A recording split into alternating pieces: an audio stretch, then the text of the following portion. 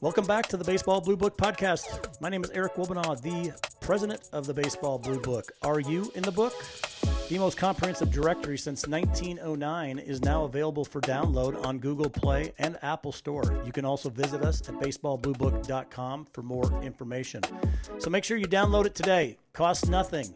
It's great to build a profile, add highlights, add your stats for the summer season, and search our comprehensive directory. Find the coach, the program that you are interested in. Before we begin, hit that like button, share and subscribe. We want to make sure we reach other viewers just like you to get this out. Today's podcast is brought to you by Empowerment Sports Group, a full advisory and consulting firm with over 10 years of experience, educating and helping athletes develop within baseball and life. ESG enables athletes to achieve their version of success and positively impact their community. For more information, visit them at esgsportsgroup.com or on Twitter, Instagram, or Facebook. Joseph Guzman and Michael McGinnis over there, great guys, helped a lot of players. I've had the privilege of having them on a couple of podcasts with their players, so we are excited to have them as a sponsor. Today's guest is Todd Meckley, head coach of the Penn State York Nittany Lions, right? So we're excited to have you on. Why don't you go ahead and introduce yourself and give us a little background? Hey, thanks for having me on. I really appreciate it. Appreciate the opportunity. It's pretty neat to be on here and talking to you about whatever we end up talking about. But I tell you what, your first of all, real quick, your platform with Baseball Blue Book has been outstanding. I'm a big fan of it, but we can talk about that a little bit later too. But my name's Todd Meckley, and I'm the head coach at Penn State York. I came up through getting involved in coaching at a fairly young age, and worked my way through obviously coaching youth sports with my son, who's now 21. Coached baseball, coached football, which I missed quite a bit, coaching the football side. Ended up coaching at the club level, and then coached high school for several years. Coached the club level with the older teams at an organization called Go Wags in South Central Pennsylvania. And then fortunately, I got the opportunity to be an assistant coach last year at Penn State York, and due to a variety of reasons, this year I was named the head coach after the spring season. So, that's kind of like my quick story, and in a nutshell. And I've been very fortunate throughout my career to end up at the college level now. So I'm excited. Well, for the Coach, future. that's awesome. Congratulations on getting the head coach position. That's a big step. I'm sure that it comes with that promotion comes a lot of responsibility, and excited to talk to you about, we talked a little bit before, but talking about the recruiting process and what's going on and some of the things that you're doing or what you've done to kind of help through that. A lot of things have changed, obviously. I've talked to a number of other coaches and the new portal and the transfers and what's going on. That adds a whole level of burden to you guys and how you build your team. So why don't you just start there and on some of the challenges that you've had and some of the things that you've done to overcome some of those. Sure. Having run the oldest team in the club program, travel program that I have here in South Central PA, I've always helped other players that I've coached get recruited. And, having experienced that over the last 5 or 6 years and learning the ins and outs and maybe how to go about the process the best way that you can. And through the years of learning different things and communicating with the college coaches and the players and the parents, I think it's a hard enough process to begin with, and it's a stressful time for the players going through the process. It can be frustrating at times, and that can wear a player down. So having learned that process and helping all those other players kind of go through the recruiting process, and now being on the side as a college coach, the challenges, it's not the same as it was 5 to 6 years ago. And a big part of that, like you said, is obviously the transfer portal. as well as with the COVID year still out there lingering for a lot of players. They're staying for a fifth year, usually in most cases. And that's not only just the D1 level. I mean, we're experiencing that all the way up through, to the D2 and D3 level. I see it. And unfortunately, it's even affecting the junior college players also, because they're not able to find homes like they normally would. Due to many of these coaches are actually recruiting out of the transfer portal. So coming from both sides, one of the things that I hear a lot is players verbally committing. And as let's say a high school or a travel team or the other coaches, when you have players that have verbally committed, I'm sure that your response is differently at that level than if you're the coach, that you have a player that verbally commits or you've committed to somebody.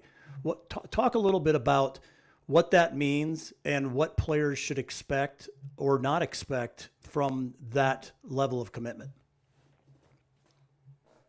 You're asking about if they commit to a college coach verbally? Well, I think, with the way things have went, especially at the higher levels, the D1 levels, a lot of those kids are committing at a very early age, 8th, 9th grade, 10th grade. And unfortunately, that's the way the process, that's the way it's evolved over the last several years. And I think it's a two-way street. There's so many things that can happen with coaching changes. And when kids do commit at that young age, I mean, I've been privy to talk to several kids at that younger age and help them a little bit with the process. And, it's almost like they need to commit or they're going to lose their opportunity with that particular school because they're given so much of a time frame to commit. Now, as you get through to the older, to the lower divisions, D2, D3, those level of commitments usually happen, as they're a rising senior in the fall. Like right now, for guys that are getting ready to go in their senior year, most of those players are committing at this time or into the fall, and some even early in the year. I mean, I had several commits in the spring year of guys' senior years. So, it can be tough, both ways. And in some situations, kids may decommit because they feel they committed too early. So, it's a tough situation, and unfortunately, that's the way things are going right now. What is your recommendation for some of those kids let me take a step back. Walk us through. Let's put yourself back at the high levels in the high school, and you've got kids that are taking a look at some other programs. What is some of the advice that you provide them as they go out and they start doing some of their own research and maybe talking to an advisor? What is some of the best advice that you could provide to them at that level? Well, like I tell all the kids over the years going through the process, first and foremost, you need to make sure that you find the school that academically fits your needs. Okay. Academics is the reason you're going to go to college. The chances of you playing Major League Baseball are going to be slim to none. So find that academic fit. Make sure that they have your major. And if you're undecided, then that leads me to my second point. Once you find your academic fit, find the best school for you that you feel fits you from a social standpoint, an environmental type standpoint. Is it urban? Is it rural? Is it city? Those two are very, very important. You're going to spend 4 years of your life, in a new environment, and the social side of things and your setting that you're going to be in for those 4 years are extremely important. That's what builds you as a man going through the process and going through the college career. So, and third, the baseball side, it should be your last point. I know it's difficult for these players to understand, and it's difficult for the parents to sometimes understand, not to get caught up in the baseball side of things. The most important part are your first two pieces that I mentioned. And that's kind of where I start with them. And as they're going out on their travels, I say that when we do this stuff on the weekends and I'm traveling around with the club teams over the years, I'm like, if we got an event in middle of Virginia, say Richmond, for whatever reason, there's several schools around there. Just don't go that weekend and go play at the fields. There's several schools in a 30-mile radius. Take your time. You don't need to get out and walk around, but at least drive through the campus, get a feel for what different colleges look like, what they feel like. And then you can compare it to a school that you really want to go to, and you can compare it to other schools. Those are just a couple little things that I think is a really good and important starting point that these kids really, really need to take heed to. I think that's a great point. When you start at the academic and really location, you can weed through a lot of ones that you are not interested in or may not just be a good fit at all. And so all of a sudden now you can narrow that down because there's over 1,800 programs. There's a lot of baseball programs out there. And I think your other point is you go to Richmond, you might think of the University of Richmond, but there's 30 other schools right around there that you may not have even heard of, but might be a really good fit for you. So I think that's great. So on the coaching side, when you've got are those some of the questions that you might pose to these players that show interest?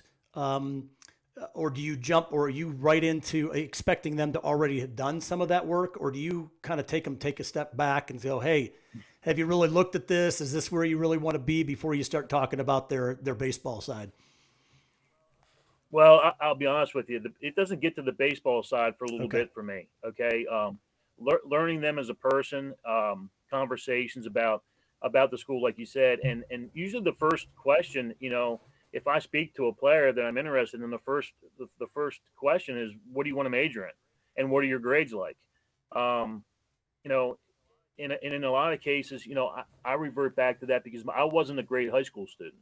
I was probably awful, if you want to put a term on it. So I realized when I was going to college, I paid my own way through, a little help from my parents, but I realized I needed to grow up, and it was time to get it done. So. I always ask them, hey, listen, what do you want to major in? And what are your grades like? Because obviously, and I know it's something that's talked about a lot with the players, but there's a direct correlation in what your grades are like and also how you're going to end up playing in the field. You know what I mean? I think there's a big correlation to it. The harder you work in the classroom, obviously, is going to relate to how you work on the baseball field too, and the type of person you are. So I think those things are extremely important. The academic side, it's so important from a monetary standpoint. Academic scholarships, you end up a lot of the private schools can really provide a lot of extra funds for you, and can lower that cost, twofold once your grades hit certain points, certain plateaus. So the grades are the most important thing. They really are, Well, I think, no, that's a great point. You've talked to a lot of these kids, and I think everybody's getting a little bit more educated. Obviously there's a lot more information out there, and most they're not going in blind. But I think one of the things that is probably surprising to most of these kids, maybe parents more than anything, is the lack of the scholarships from the baseball perspective. And I think that's where you come in from the academic side to see if it's a good fit, because there is money that is available for kids. And it may not be on the sports side. It may be more on the academic side. So finding a fit that for you makes a lot more sense than going at it from a baseball perspective to start with. Yeah, absolutely. And just to backtrack a hair, when it comes to reaching out or looking at a school, for you players out there, seriously take it upon yourself to do research. I can tell you many stories already. I've heard many stories before I got into the college coaching side, and the stuff that I talked about to players, from the club side and the travel side, getting players recruited. I could tell you several stories on emails that I've received from players that have interest, saying that they want to major in bionuclear chemistry or something, and Penn State York doesn't have, they're telling me they're excited to major in that, and we don't obviously have that. So, or change the name to Coach John Doe to actually Coach Meckley in your template. You know what I mean? So those are just a few of the stories that I think are important. Do your research, make sure that you double check everything, and so that way you know a little bit of what you're talking about. Read the coaches' bios on the websites. Take a look at the history of the school, and show some interest in reaching out. When you reach out. Well, to you the guys coach, are certainly Penn State certainly has a unique way of doing things. The number of the remote or the satellite campuses that you have, and talk a little bit about York versus the other ones, and how do you work with or what is it like being part of the Penn State kind of the system, but with all of these other satellite locations? What is that? How does that work? And does it really matter to you as a head coach? Does it really not affect what you're doing? Well, I tell you what, I graduated from Penn State in 1996. I met my wife there, and we're still married. And actually, tomorrow's our 25th wedding anniversary. So, if nothing else worked out well for me from a Penn State standpoint, it did my marriage. So, and God bless her, she's a saint. But the interesting thing about all the different campuses at Penn State, the degree doesn't say Penn State you work on it. It says the Pennsylvania State University. It's a degree from Penn State. There is a multitude of Commonwealth campuses, and there's about 4 or 5 that play in the NCAA D3 level, and then the rest of us play in the United States Collegiate Athletic Association, which for all intents and purposes, the way I view it is kind of like small school D3. It's a small school conference. It's an umbrella made at the collegiate level for small schools. Usually under 3,000 students. And at Penn State York, we have 900 to 1,000 students. With a 14-to-1, professor to student to professor ratio, so you get that small school feel in an urban setting.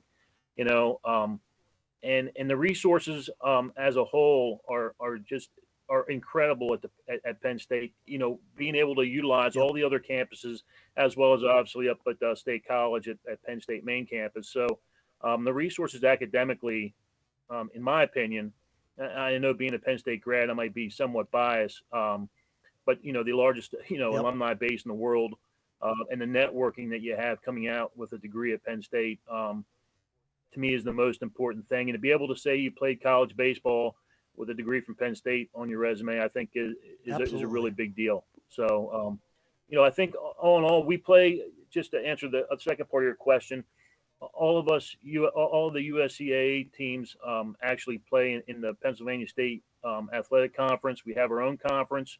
Whoever wins, there's 2 divisions. Whoever wins that conference gets an automatic bid to nationals. And this year we actually had the team that finished second get an at-large bid to nationals. So there is a National World Series, in that USCAA. So, I think it kind of gives you that small school feel while you're able to play baseball and get a great education. It is true. It's funny. I don't when you're younger, you don't really know how it's set up. One of my buddies, I think I told you, he graduated from Penn State Erie and played baseball up there. Mm-hmm. And on his degree, it's Penn State University. And Absolutely, I'm a Hawkeye, so when you guys joined the conference, I used to be fans of the Penn State Nittany Lions because I lived in Pittsburgh. Mm-hmm. But yeah, there you go. Yeah, I see the Pittsburgh hats. I guess you're a Pittsburgh fan, although us Phillies fans beat up on you guys a little bit. Yeah, you always beat up on us. I put the hat on. I don't have a Phillies hat. I just needed probably to rub it in a little bit to say, hey, feel sorry for me or whatever. It's a tough road to be a Pirate fan. But no, the Penn State network is just awesome. I mean, from a baseball perspective, there's so many options. Let's go back to recruiting a little bit. Are you finding that not only the academic side, finding the right degrees, where they want to go, is it more? Do you find that your radius of players are fairly tight to where you're located, or are you really reaching out and finding some players in other places of the country? Well, I'll tell you one thing that's really interesting, and a lot of people don't know this. So we have what's called the Discover Award with the Commonwealth campuses. And what that is any of the bordering states, as well as DC and Virginia, that award we can actually give the student almost in-state Nice. tuition. So if they apply and get accepted and agree to come here before November 30th of their senior year, in most cases until the money runs out, they're going to be afforded $6,000 off for their freshman and sophomore year each, and $7,000 off their junior and senior year each. So $26,000 over 4 years is a pretty big deal. I think from the recruiting standpoint for me, obviously we have, again, I've been fortunate enough to grow up in what's called York County, Pennsylvania, where York City is. And, having coached high school baseball and having coached at the travel and club level too for a multitude of years, I've grown to make many contacts. So, the core group of our team are obviously going to be made up of probably a 4-county radius to York due to the contacts that I have, and that's going to be kind of like our bread and butter. But I've also attend a multitude of events all over the state as well as surrounding states, and the Discover Award really affords us the opportunity to kind of look outside the boundaries a little bit and see what we can find out there. And again, with the networking of Penn State, there's a lot of people out there that families have either went to Penn State and they've been brought up in a Penn State family. So, their dreams always get a Penn State degree. So when I'm out talking to kids, I got to tell you, I'm interested in somebody and they're like, hey, this is awesome because my dad went to Penn State, or my grandmother went to Penn State, or my aunt goes to Penn State. And I've been watching Penn State football games since I was a little kid. I'm like, hey, ding, ding. I'd like to hear that. You know what I mean? So, for me, I don't, like I said, that core area, but, we're looking at, we got a kid from Texas coming in this year. We have a couple kids on the roster from Maryland. I actually have a couple from Florida that have reached out for, again, Penn State families. So they just want that Penn State degree and that education. And if we're able to afford that to them, obviously, and while they're playing baseball, that's what it's all about. Penn State does such a nice job because getting to main campus is not easy, right? So it gives them it affords them the opportunity to be a Penn State alum.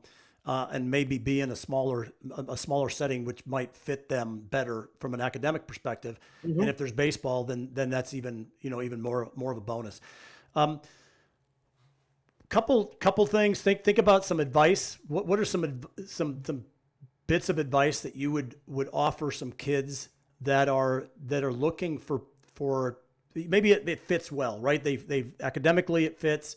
They've got the degrees. The location feels good, but they're coming from out of state. What are some things that you might recommend or bits of advice that you would give the kids that are actually looking outside of the state to come play baseball? You're talking about either Penn State, York, or just put a generic hat on to say, hey, we've got kids coming from Texas or Florida. What are some of the things that you're actually looking for? Everything else lines up, but maybe it's the intangibles. Some of the things that you can't really put on paper, maybe some questions or things that you might ask to make sure that this is going to be a right fit for them. Sure, and I think the main thing is the coachability aspect, obviously. So throughout the conversations that you have with players that you're recruiting, for me, it's the ability to communicate. The ability to be able to express yourself in a way freely without feeling that they can't talk to you. Develop that relationship. Because to me, the absolute most important thing in coaching, you can throw the baseball X's and O's and the philosophies and the mechanics all out the window.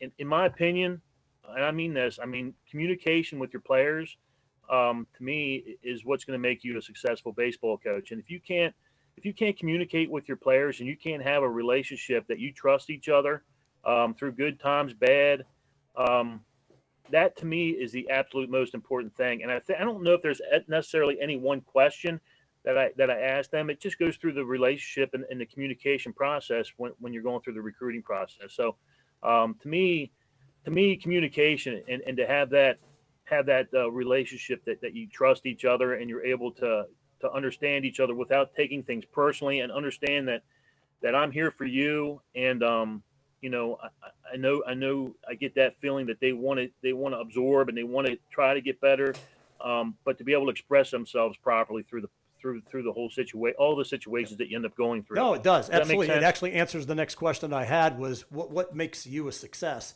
And I think you answered that. But I guess when you go beyond that, when you have a player that's really struggling, what's the goal that you have in mind with that player? Is it different and unique per player, or is it, what is your goal when this player is either struggling on the field, struggling academically? What is your goal, and what is your what do you do in order to kind of get that kid back to where they need to be? Well, listen, plain and simple, the mentality of baseball, right? The mental part of the game, the mental part of life. That's what life is. Yep. The mental side, right? To being able to mentally overcome tough situations. Those discussions can get very in depth with different players. Every player is different. Every player handles different. Every situation different. And to talk about the mental side of the game, that's something that I try to spend a lot of time on. They come to us, even at the club level, they're already mechanically fairly sound, other than minor adjustments. I'm not bringing a kid in to rebuild somebody Right. at this point, right? My philosophy is I'm recruiting you, bring you in. You make the team at any level. Our job is, in my opinion, to make adjustments, minor adjustments, tweaks to get you further Right. to where you need to be. So positivity, then the positivity side comes in. Okay. During those discussions, you got to continue to be positive.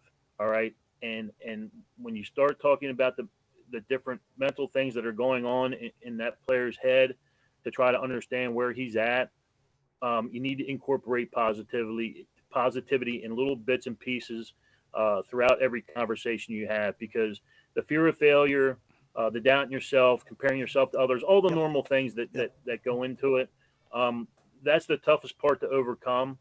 And that's my job, to try to get them through those things. So, the mental side, and to stay positive in bits and pieces through those conversations are the most important thing in my book. Have you seen a shift in the last couple of years with COVID in having to deal with that differently, or even more often than you did before?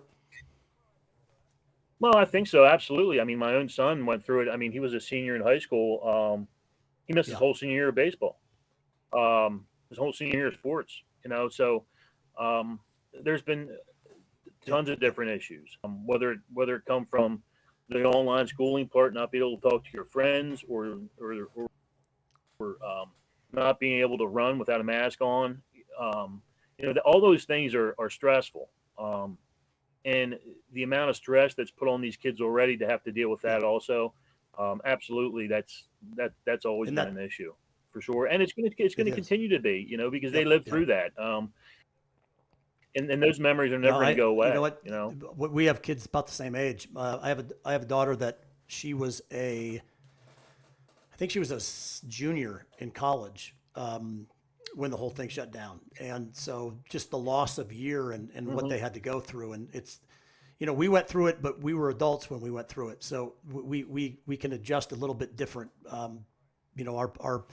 Our Right, point of right. time is a little bit different when we're our age, but no, you're absolutely right. It's going to continue for the next generation of baseball players that are coming through. So it's probably going to Hmm. last for quite a while. So so for first year head coach, what are your goals and objectives for this coming season? Well, I think it all comes down to forming that culture, that winning culture, that mentality, um, that gamer mentality.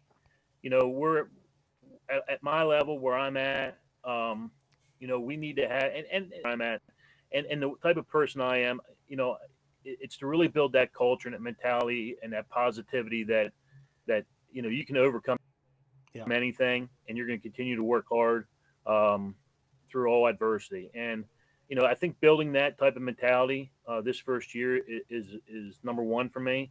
I think some of the guys that we got coming in, actually, I think all the guys coming in my freshman class that'll be coming up here this fall, and I think back really, really have that type of mentality. So I think to continue to build on that, and things always good come from that positivity standpoint and that gamer mentality, type kind of guy. Grind things out, and I know a lot of coaches don't like to use the term grind because it designates the term work. But to me, I embrace that. So when I say let's grind to these guys, they understand what I mean by it, and really formulate that inner arrogance. Don't be cocky on the outside, but man, have that arrogance on the inside that you're going to be successful. Visualize and get after it. You bring. What I would say, because I'm from Western PA, I would say it's that's the blue collar mentality, right? The hard work, grind it out, do whatever Absolutely. you need to do to get it done. There's something to be said about that, and just the hard work that comes with that. So absolutely. Coaching staff, was it a bunch of people that stayed on, or did you have to go ahead and find a few coaches, or how did that work for you? Well, technically this is a part-time head coaching position. It's not an easy situation to be in because of the budget. It's not like I can go out and find a coach, right? And throw money at them. So we were fortunate enough to have my pitching coach stayed, as well as an assistant coach who was the interim coach this past year. He decided he didn't necessarily want the head coaching job. He's a professor at the university, so it actually worked out very, very well. He's been there since the start of the program. Both those individuals stayed on. Coach Royer and Coach Penson, they're great dudes. I'm so excited and so happy that they came back. And then I also recently just hired another volunteer that's really going to be able to assist me with some recruiting stuff. And that's great. So the staff's pretty much done with 3 coaches. That'll be it. And I think it's a really good group of people. I get along great with the 2 coaches that I got to be with last year that are staying on board, and a good buddy of mine that I'm bringing on as a 4th. So it's kind of like a 4-headed monster. I trust him to death, and I think it's a good situation that'll be going forward. That's fantastic. One thing about the players and building the mentality that you're building. I've always said it. Baseball players are a unique breed. You'd hire a former baseball player for any business because they know how to lose and they know how to win. And I think only baseball players understand what that means. You can, from the outside, look like you're losing, but you're really winning, and they learn how to win through the loss. So it's pretty exciting. Sure. From a baseball perspective. Hey, you mentioned that you're on the app. Tell me what do you think? And this is the time to give me some praise and also give me some critique, because I'd like to hear them both. No, I tell you, I was happy to find you. I don't know how long ago it was now, but the resources there and everything at your fingertips makes it so easy. And I find myself going on there quite often. Obviously the player profiles from a recruiting standpoint are great. But players that are out there on the app, be able to search for coaches and schools. Yeah. I mean, all the information's there. I have found myself several times looking up schools and coaches to get contact information to reach out to other college coaches. So from that standpoint, it's been fabulous. The different, I don't want to offend you, but it's sort of like Facebook for baseball on steroids, kind of in a way. I mean that in everything good as I can. But to have the database on the backside and all the different tools that you have there, I think it's a really cool thing that's going forward. It's only going to keep getting better and better, man. And I can't say enough good things. Well, about I appreciate it. We actually, it's funny you said Facebook. We actually call ourselves the LinkedIn for baseball. Yeah. Well, there because you go. If you think, that makes more sense than because of where you're at with. Because 100%. you can build your profile. It's just like a resume, and that's the way that we really encourage the players. Yep. It's like start building your resume as soon as you start playing, and then now it's all in one place. It's got the directories to go find where you want to play. And I love that you said that, Coach. I really appreciate it, that you as a coach, being able to have at your fingertips the ability to search the directory, because that's our bread and butter, right? We've been around for over 100 years, and we've always provided the most comprehensive directory. The players is something new to us. And so us building that player side, it's slow, but it's growing, and organically we're growing as well as I think that we could do. And I hope that over the years we'll be able to help provide you guys, coaches like you, that have that tighter budget. It's really where we started. It's the programs that didn't have the budget to go recruit everywhere, and it was for the players that didn't necessarily know that there was a lot of opportunity outside of the top schools. We have a good example of one player here locally that I knew through a friend, and I said, "So you're going to hang up your cleats, or you're going to go find a college to play?" He goes, I wanted to play and he named a few schools, and they didn't call. And I said, "Well, did you know that there were more schools than just those?" And it happened within a week. We sent out his profile out to a handful of coaches, and he had like 5 different coaches calling him, and then he went and found a place to play. And I think it's just a matter of knowledge and understanding and knowing what there is out there. And so we appreciate the kind words. Thank you very much. This has been a lot of fun, Coach. I another shout out. I think both of your assistants both built profiles this afternoon. So awesome. I really appreciate that. And we'll get this out. We're going to get this out on Twitter. We'll get it out on Facebook and Instagram, and then it will also be on YouTube. But we're excited to continue the relationship. Good luck with everything, Coach. If there's anything that I can do to help, just give me a shout. And I look forward to watching your career and your team this next year. Hey, thank you. I appreciate it so much. Thanks for the opportunity for coming on. And, I look forward to the next time, man. I really do. Absolutely. That'd be great. And look forward to seeing it. You'll probably see you out. Most of the coaches go to the ABCA in January. Do you typically make that trip?